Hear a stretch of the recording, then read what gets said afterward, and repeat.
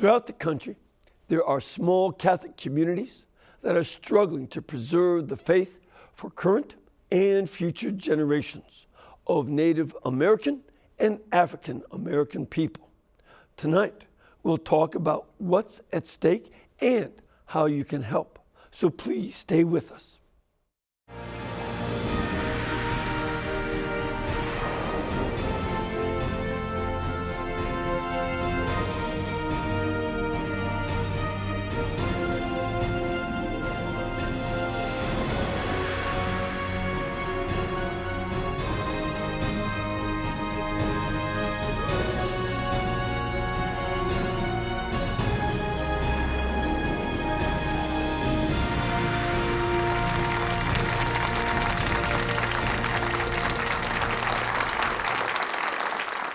Thank you, and welcome. I'm Father Mitch Pacwa, and welcome to EWTN Live, where we bring you guests from all over the world.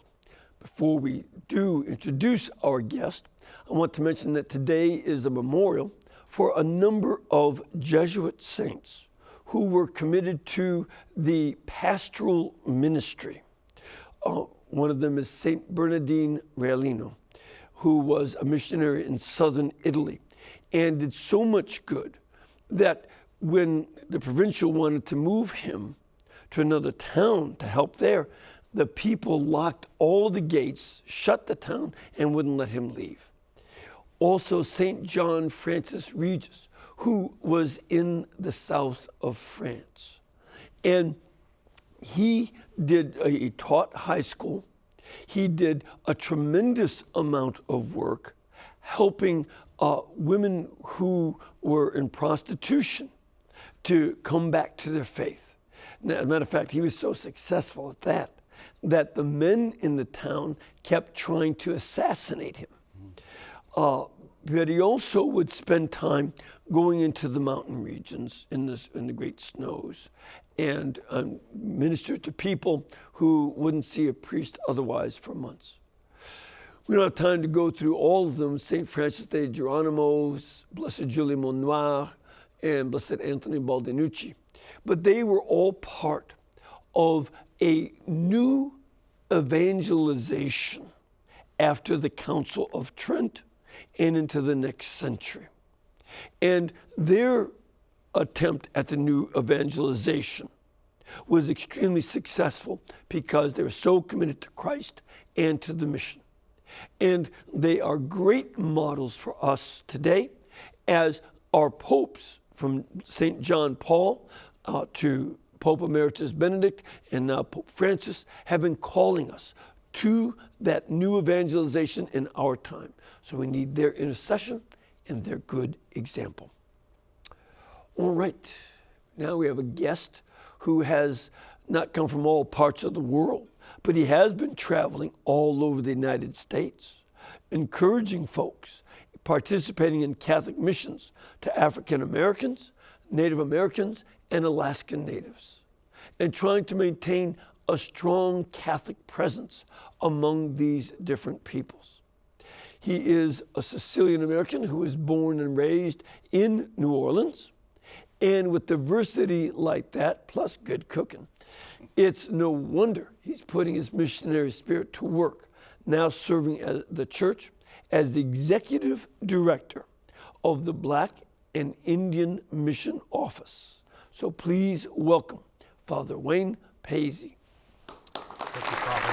Father, great to have you here. Good being with you.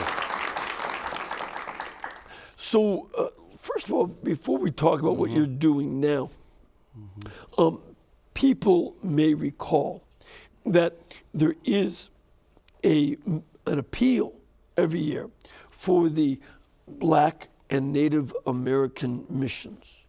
When is that appeal usually made? That's right. That is the Black and Indian Mission Collection. It's the first and oldest collection in the United States. It was established at the Council of Baltimore in 1884. Well, the first and oldest nationwide one. Nationwide. Every pastor does it when he gets a chance. But that's the first national. The first national. And the bishops have set the first Sunday of Lent as the official date, but bishops are allowed to take it up anytime throughout the year. Okay. So those monies are collected every year, and they're dispersed into disbursements to the bishops who apply. Okay.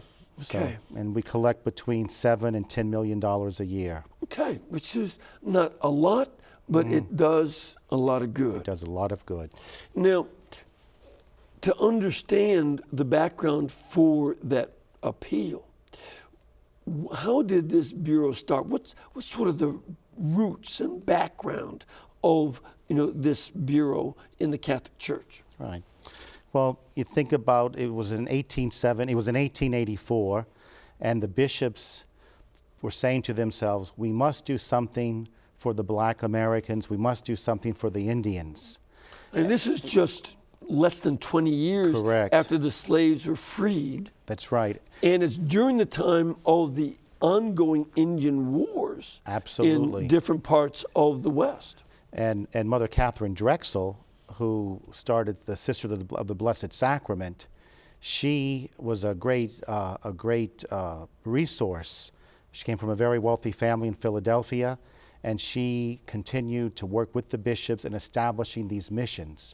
And so the bishops took those funds and they took those funds to evangelize these communities. It's bishops helping bishops. Okay. That's how it is in a nutshell. Bishops helping bishops. So not every bishop takes up that collection, but the majority of them do, or they make some contribution. And one of the reasons it's bishops helping bishops is that some states have a larger number of Native American communities.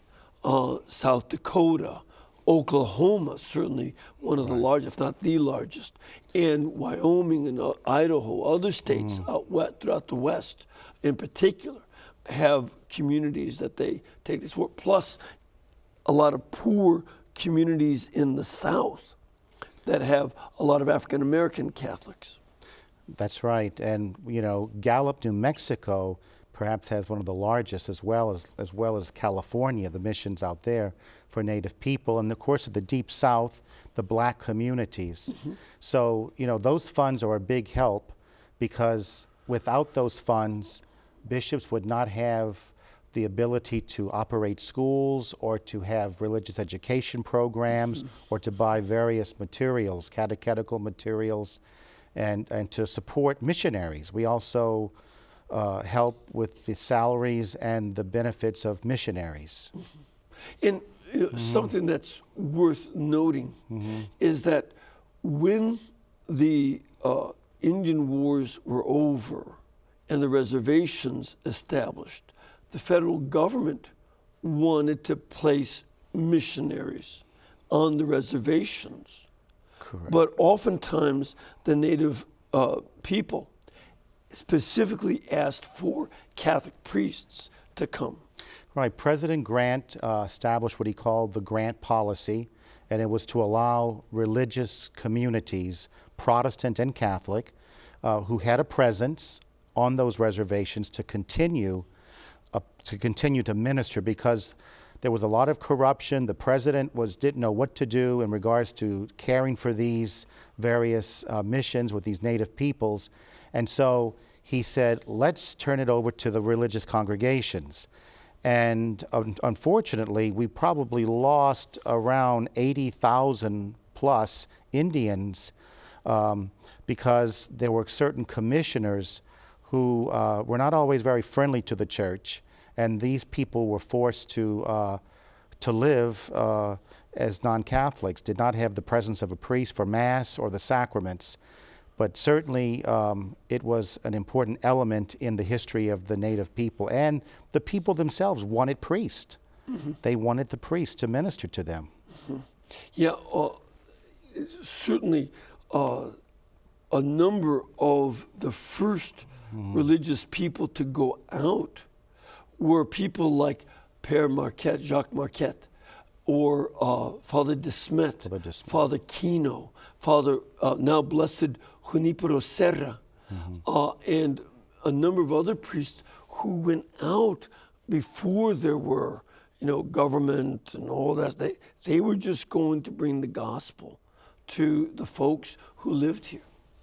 That's right. I mean, the Spaniards were in Florida back in the 1600s, and there were many, many missions in the Floridas. In fact, the bishops in Florida are now presenting to Rome the canonization of what we're calling the Floridian martyrs, or the Florida martyrs, both religious congregations as well as American Indians who converted to the Catholic faith and died for their faith in Florida. Right, right. There have been a number of Franciscans who died. There's some Jesuits in Virginia. And of course, those who did convert, like in the Mediterranean basin, they became martyrs for having converted to Catholicism. So it's a rich heritage.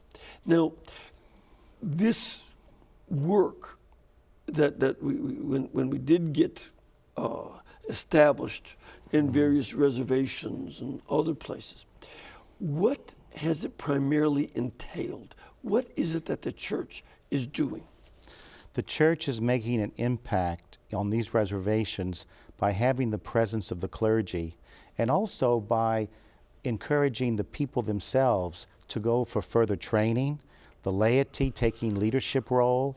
And so with the lack of priests, which we're always encouraging vocations, of course, in both the Black and Indian communities, the people themselves are learning more about their Catholic faith, and they're taking on the responsibility. So I think that's something very important that these funds help with. And certainly in both the African American and Native American communities, one of the crises is in the quality of education. What is the church doing with that specifically in terms of the education part? Well, certainly the church has always been interested in education and encourages it. At the Bureau of Catholic Indian Missions, we have established $1 million endowments for Native Americans at Catholic University, at Xavier University in New Orleans. We also we have funding at Heritage College or University in Yakima, Washington. And so people can go, Indians can go there to receive an education. Many times Indian families tell me, we're not even aware of this, Right.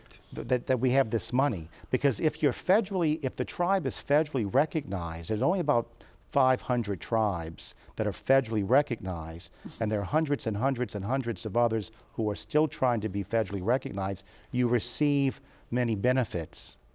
If you are not federally recognized, then you receive nothing. So I hear a great complaint among our Native people that they don't have the funding to send their kids to college. Right, right. And some of the schools that the reservations provide, they don't always assist in a way that some of the families are particularly fond of.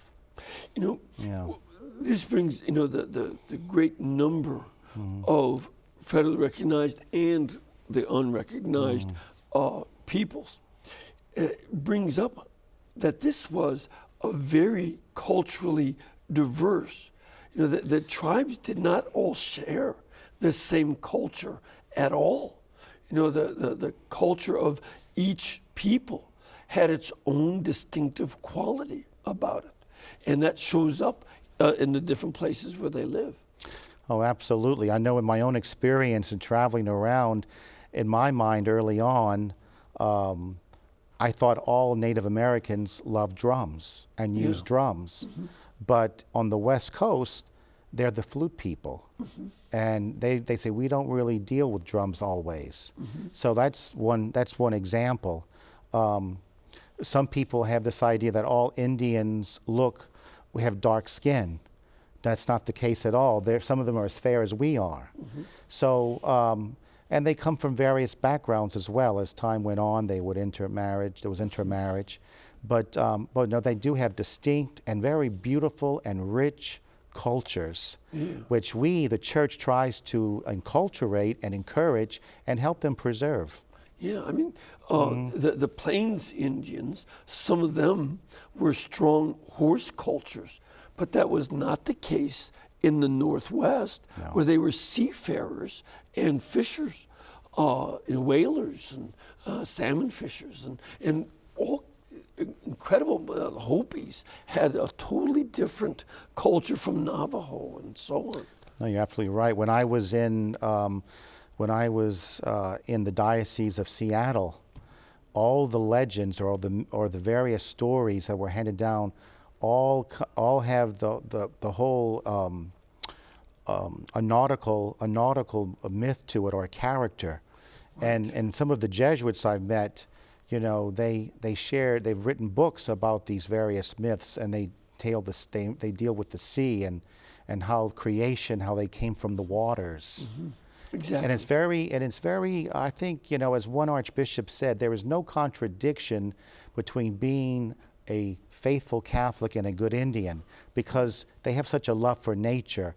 They have such a love for ritual, and so does the Church. The Church encourages it, and they appreciate the rituals of the Church.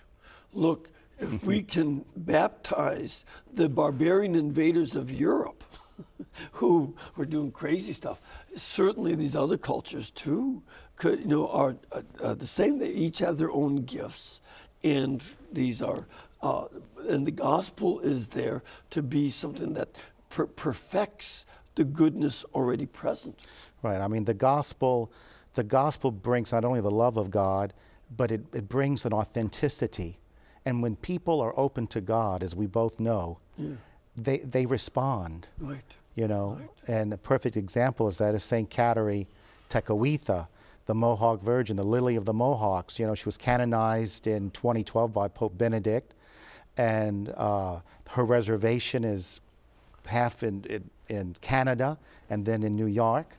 And St. Catherine was a very gentle, loving soul. When she was 4 years old, a terrible epidemic, smallpox, went through the village, took the life of her parents and her little brother. She survived, but she had very poor eyesight and scars. But she had a gentleness, and she was attracted to the missionaries, and she loved the stories, and she had a great devotion to the Blessed Sacrament and to Our Blessed Lady. And she was often waiting early in the morning in the snow for Father to open up the chapel for Mass each day. So they were very much attracted to the teaching of Christ. Right, right. And and it's important that she's the first Native American in the United States, Canada region, but there's also in Mexico, the Saint Juan Diego is another. So along with missionaries like Junipero Serra that are beatified, or missionaries who died as martyrs, there's also Native Americans who are saints, and more in the process. Absolutely, and I think with the canonization of St. Catherine, we're going to see more of the raising of the profile of Native American saints. I mean, they're holy people among the Native people. Black Elk, for example, was a very holy man, a catechist. And a lot of people know him from Black Elk Speaks. Yes. But he spoke of himself more as a catechist of Catholicism. He was truly a catechist. He was a real evangelizer. And we speak about the new evangelization. He and St. Catherine and many others are truly missionaries in every sense of the word. And he was Lakota Sioux. Lakota Sioux. And at the end of horrible slaughters of his own people, and oftentimes in the service of spreading the railroads, the federal army did terrible, terrible things, and yet their faith brought them through that to another level of who they are and where they're going. Right. These struggles did not weaken their faith. These struggles strengthened their faith. And I think that the missionaries did such a great job in not only sharing the gospel story, but sharing their own lives and their own struggles, so they can identify. They could identify with these missionaries. Yes. And this made these communities very strong. Yeah. I mean, we have a lot to be grateful to God for in regards to these early missionaries, these French missionaries, these Spaniards, Belgians. It's a very beautiful story of the church in the United States from the very beginning. One of the other things too that a lot of folks don't know is the first dictionaries, and as you already mentioned, the writing down of the stories of these folks were done by the missionaries, and that the church did not destroy the culture, but typically even anthropologists go back to the writings of the Jesuit relations up in Canada and other missionaries here who wrote down these how the people lived. They wrote dictionaries so they could translate the Bible into their language and not force them to learn Greek, Hebrew, or English, but put the Bible in their language. Sure. Many of the missionaries did learn those native tongues, and you know, we have the icons, we have the stained glass windows. The missionaries used what they call talking sticks, and they would tell the story of creation on these sticks, and they would bring them around as they traveled, and it was like a basic catechism, like a totem pole, so to speak, and it would tell the story of God, of His creation, of Adam and Eve, of Jesus Christ. It was very ingenious. I mean, and you think about these men, they would leave their homes, and most of them never returned, of course, Right. and they were in a foreign land. They had to learn how to deal with the elements, and they had to carry on in a very courageous way. And in addition, I mean, because certainly through the 19th century and into the 20th, the Native Americans have been in a lot of crisis situations from the Indian Wars and other problems as well. But also, the African American community had dealt with a variety of problems stemming from enslavement for the first few hundred years in North America, sudden liberation in the midst of war, then being used in Reconstruction, you know, for, you know, keeping things, a lid on things here. And then after Reconstruction, beginning a process of Jim Crow laws following Plessy versus Ferguson from the Supreme Court, which came up with separate but equal, and then Jim Crow laws that prevented blacks. Woodrow Wilson, blacks could not even work in any industry associated with the federal government. I mean, this was tough and a difficult situation. What has the church been doing in the African American community? Well, the church, you know, presently we have, I guess, about 15 black bishops across the United States. Right. And I meet with them from time to time.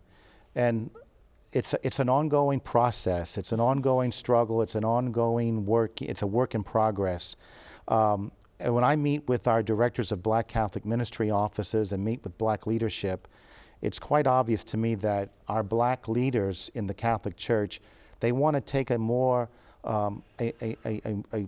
concerted. They want to take a concerted effort in being more proactive in bringing the faith to their own people. I'm very impressed. I'm very impressed with many of our directors across the United States because they're not paid salaries. Many of them are volunteers, and yet they give a lot of time in bringing the message of the church to the black communities. Yeah. It's an ongoing struggle, though, as you can imagine.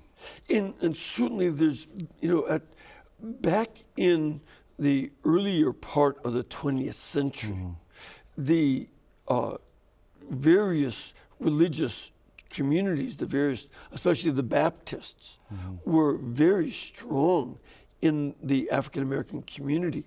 But there's been a weakening of the role of the church, especially since the 50s and even more so in the last 30, 40 years. And so the need to bring the gospel of Jesus Christ, to folks who are disenfranchised from family, from church, and of course are usually poor. These are great challenges. Presently, I think there's about 40 million African Americans in the United States.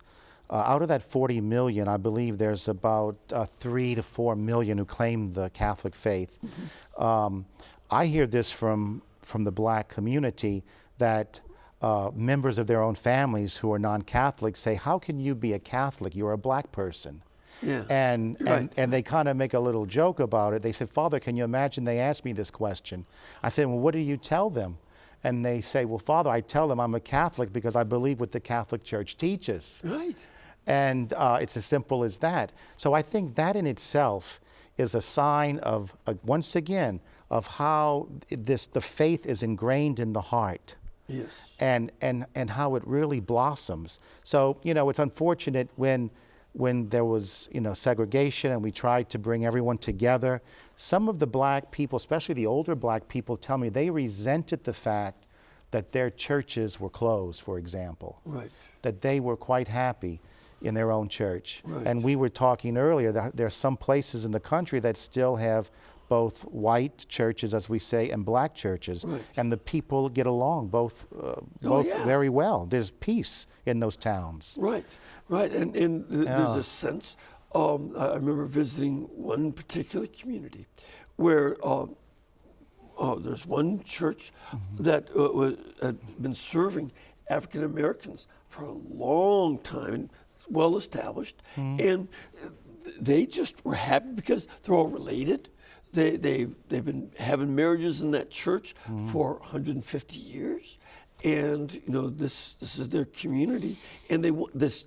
It doesn't need to be melded into anybody else. It has its own strength and integrity that holds them together and moves them forward.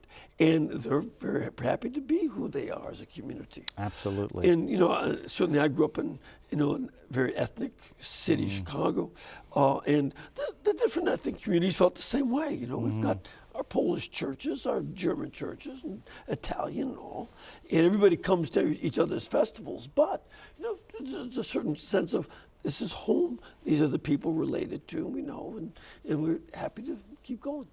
Absolutely. So this is part of the giftedness that we receive back from African Americans, from Native Americans, and with their great diversities of peoples. And part of this Bureau of Black and Native American Missions is we also need to share in the growth of those communities. Absolutely, and I, as I often say, it's important to me that our Native American and African American communities know that they are supported by our office, that their bishops care for them, and that we collaborate with their bishops to help them evangelize various communities. I was recently in an archdiocese. It was a black community, and they said to me, Father, we're very interested in re-evangelizing. I've never heard a black person tell me that before. I've had bishops come to me and say, we want to re-evangelize the reservations or an urban area with Native Americans, but this was a black community. And I said, well, tell me about it. What do you want to do? They said, well, Father, we want to start with something very simple. We want to have Bible study, but we don't have any materials. We don't have any Bibles. We don't have any funds. Is there some way you can help us? I said, yes, we can. So now I'm going to assist them to purchase Bibles, something that we take for granted, Right. of having a Bible in our possession, materials, catechetical materials.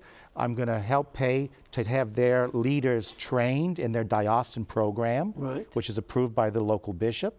And they're going to go into those neighborhoods and they're going to preach the gospel, and they're going to give witness to what it means to be a black Catholic in the United States. I mean, I think this is absolutely amazing and very beautiful when you think about how they want to take on the ownership of bringing more black people into the Catholic Church. Well, see, and Yeah. one of the things I'm going to suggest is that you let them know about the series of Bible studies I've been doing. This would help because it's thematic. One on faith itself, one on the Eucharist, one on Mary, and another one on mercy coming up. So we'll talk. We'll after talk the later show. about it. Okay. But for now, we're going to take a break, and we'll be back in about 2 minutes. We want to get some of your questions and your comments. So please stay with us.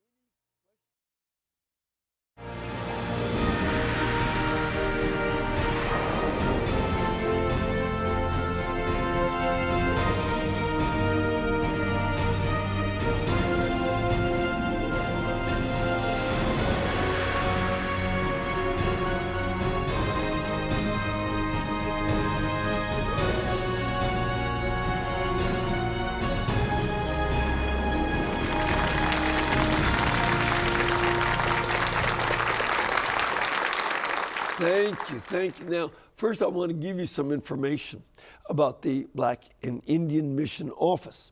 If you want to go to their website, it's simply, make this one word, blackandindianmission.org. blackandindianmission.org.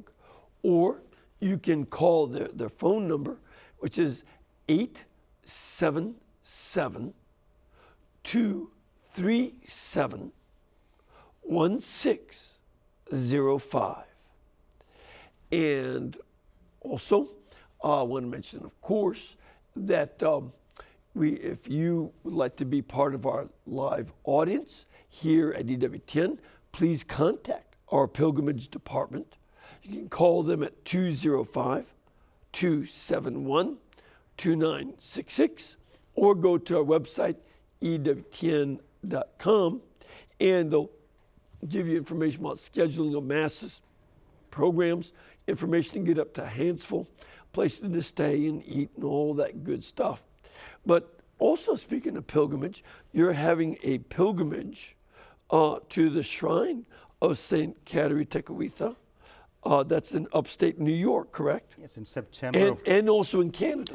In September, we're going to have a pilgrimage of praise, St. Catherine Pilgrimage of Praise, and the Tekakwitha Conference, which is a Native American organization, the only one in the world for Roman Catholics. We are teaming up and we're leading a pilgrimage to the shrines of St. Catherine, both in New York and in Canada. And we're going to visit the other shrines in Canada while we're there, St. Anne de Beaupré, St. Joseph's Oratory, Notre Dame du Cap, and other places. So it's going to be what about the North American martyrs? And the North American martyrs. Let's not forget the Jesuits. Yes, that's right. Come Okay. on. Right. So people are welcome to sign up. Just send a message to us by the email or call us. We'd be happy to accommodate them. All right. Thanks. And speaking of St. Catherine, for her canonization in 2012, we struck a medallion, and I'd like to present it to you, Father. Oh, thank you. And people are welcome to order these. They come in 3 different sizes.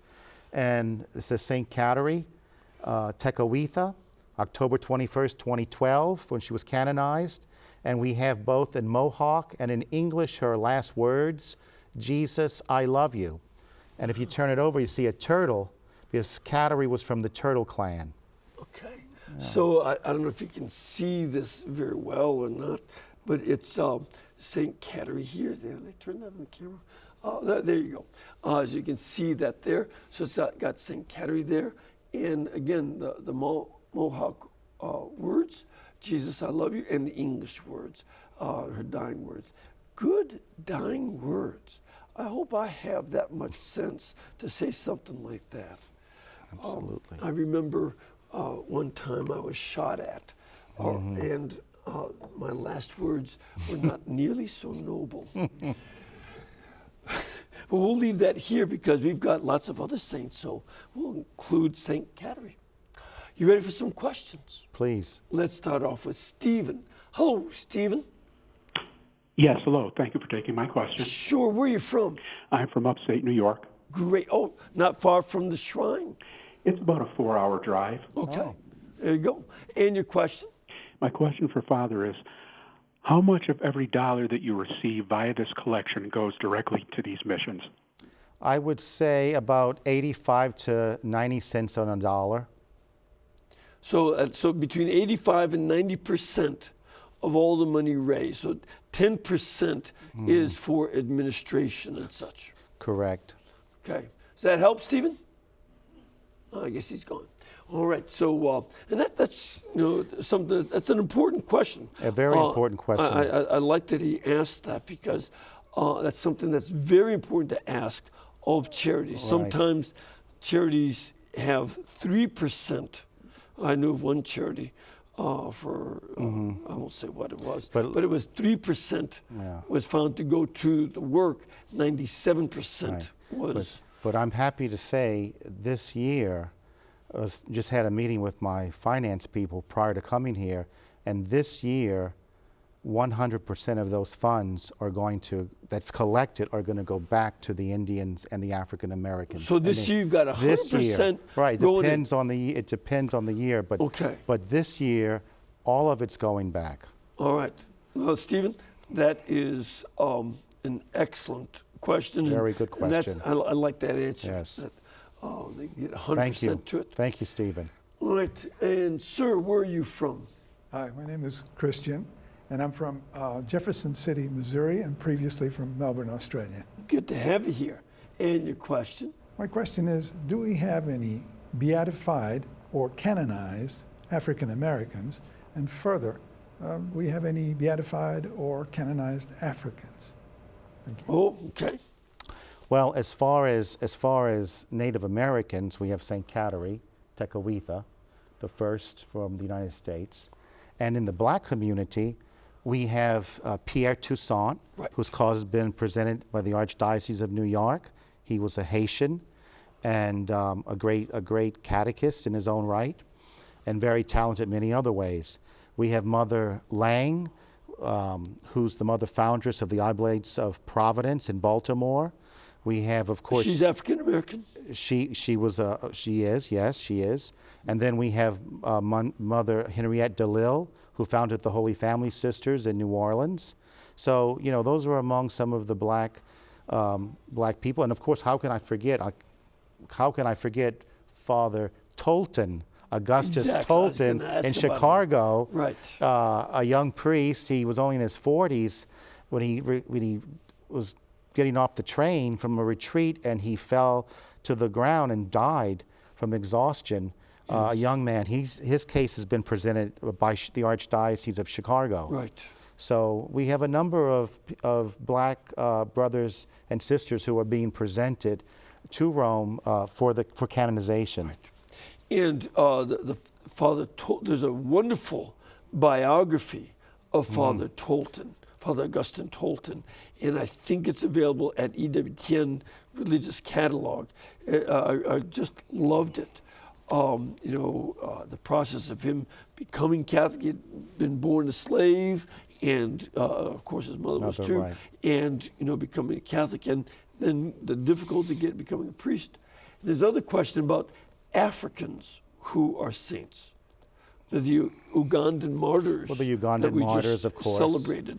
Right. Charles Luanga. Charles Luanga. And there's also Saint Benedict the Moor. Benedict the Moor. Bakita, I forget. Oh yes, Saint Bakita. Saint Bakita. Yeah, yes.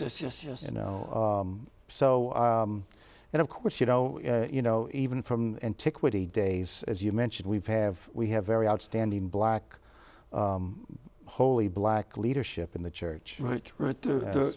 If you look at the Ethiopian community, Correct. you'll see a lot of African saints that are not so well known in the West. But Saint Bahita, Charles Lwanga, Benedict the Moor, were better known in the West. Correct. So we just have to do some research in Ethiopia. And we have some of those particular saints and people being presented for canonization on our website if people would like to learn more about it. Okay, thanks. Let's now go to Barbara. Hello, Barbara. Hello, Father. Hi, where are you from? I'm from Pennsylvania. Great. And your question? I'd like to know if the missions, excuse me, I'd like to know if the missions ever solicit funds from the casino-rich Native Americans to help out in the missionary cause of the other Native Americans. Right, do you? Well, I hear that. I get that question quite often. Okay. And thanks for the question. We have asked in some places, but for the most part, they have not been too responsive, believe it or not. Just recently, I had a tip on a place out in the Northwest that I'm hoping to visit in the near future. But for the most part, they do not support our work among their own people. Yeah, people think that the casinos, have made them all the Indians rich. That's not entirely true. Most of the casinos do poorly, and the ones that do well, they have other business people handling it, and many of the Native people that are doing well at the casinos are putting it back into public services, police for their elderly, education. They're doing good things. Right. But the majority do not do well. Okay. Thanks for the question. Yeah. The majority of the casinos do not do well Correct. for the Native Americans Correct. themselves. Yeah, I know in some places the tribal members share the profits. In other places, They do not. that's Every tribal government is set up, they're completely autonomous, Right, exactly. We have another question. Hello, Shirley. Shirley, you there? I'm here. Hi, where are you from? I'm from Tucson, Arizona, Father. Oh, great. And your question? Could you give examples of some of the grants that have been given in the last year? All right, so what have been some of the types of grants that you've given in the past year to the various communities, the African American or the Native Americans? Well, we give grants. We give grants to support, to give scholarships for children to attend Catholic school, to pay salaries for missionaries, buy catechetical materials, to run diocesan offices, things of that sort. Okay. All right. So that's so it varies according to the need. And each bishop, of course, and or his delegate, they disperse those funds. I do not get involved with the internal affairs of a diocese, but as long as the monies are spent to evangelize those communities, the Black or the Native or Alaskan communities, it's up to those bishops. Plus, they have to give an accounting to the office as a report, and then I travel half the month across the country visiting these various locations, and I always ask, for example, I'd like to see the impact of the grant this year. I'd like to see this person or that person or speak with that individual.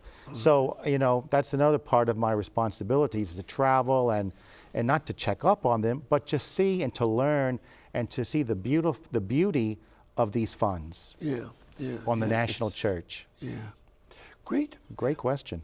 Now, one of the questions I was wondering about is how many missions are there in the Native American communities? Well, I don't know exactly how many missions. I do know that there are 178 Latin Rite dioceses in the country, and about half of those or more receive grants. And then we support on a regular basis, twice a year, I send additional monies to about 100 schools, both Indian and Black schools, to pay salaries for teachers and and to support those programs. Yeah. So I don't know every minute detail of those missions, though. Right. Yeah. Right. Yeah. It's that's how many Latin Rite dioceses. So there are 178. Yeah. That's and among those, half Or more receive funding. receive funding, and some of them, of course, most especially out west, Well, for the Native Americans. Out west. Are there many in the east for the Native Americans? We do serve some places in the east, but mostly in the west, southwest, for the Native communities, mostly in the deep South Louisiana and the Gulf South for the black communities. Okay. Yeah. So that, know. that would be, because there's certainly you see vibrant communities. There was a seminary, the first seminary that allowed blacks to come study for the priesthood was down in Mississippi, St. Augustine's, run in Bay by St. the Louis. Divine Word fathers. And matter of fact, that was one of my first shows. We interviewed the older members who had been faculty from Holland, and the students, now priests, and they were all pretty elderly, because it wasn't too long before then all the seminaries integrated. Right. But before that integration took place, they were there, and they just great heroes. Right, but speaking of that whole issue of black seminarians not being able to study here, Augustus Tolton, of course, studied in Rome. Right. And he thought that he would go to Africa, but Propaganda Fide said, no, you come from an enlightened nation. We're going to send you back home, and let's see how enlightened they are to receive you. And so the church is very wise in bringing the faith and in bringing the gospel by sending. In a real way, he was being sent by the propagation of faith as a young priest back to the United States, who did not want him initially in their seminaries or their churches. Right. And he was a great preacher. And then eventually everyone came, whites, blacks, came to hear him preach. Right. And he was a very devout young black priest. Yeah. I remember in reading his biography, the pastor he had first didn't really like having him, but he totally won the guy over, and just the quality of who he was, broke down the racial barrier and helped that other priest to overcome his own prejudices. That's a great mission right there. That's right. He's evangelizing the very one who's sent to evangelize, and he himself becomes an evangelizer. Exactly. That's what we're all called to do. Now, something else that is maybe of interest. What are some of the difficulties that people run into in the Native American and African American communities? Things about Catholicism that they find difficult to integrate into their own cultures? Well, I guess, as I'm thinking about it, I would say it's pretty much like the rest of the population. I hear from both our Native communities and our black communities sometimes how they don't always agree with confession, of confessing to a man. Yeah. They don't always. Though I oftentimes tell people, yes, confession is like going to the dentist. You hate it before you get there, but you feel so good afterwards. I agree. You don't have to convince me, but they often ask me, and I've sat in on various little catechetical programs, and these questions have come up in those classes. Another thing that comes up often, is the infallibility of the Holy Father, and so as I think about it, it really is no different from the general population. Sure. And do they have somebody else that they'd like to be infallible? Probably their themselves. own person. Yes. Yeah, right. We have another caller. Hello, Dylan. Is it Dylan? Yes. Hi. Hi. Are you able to hear me? Very well.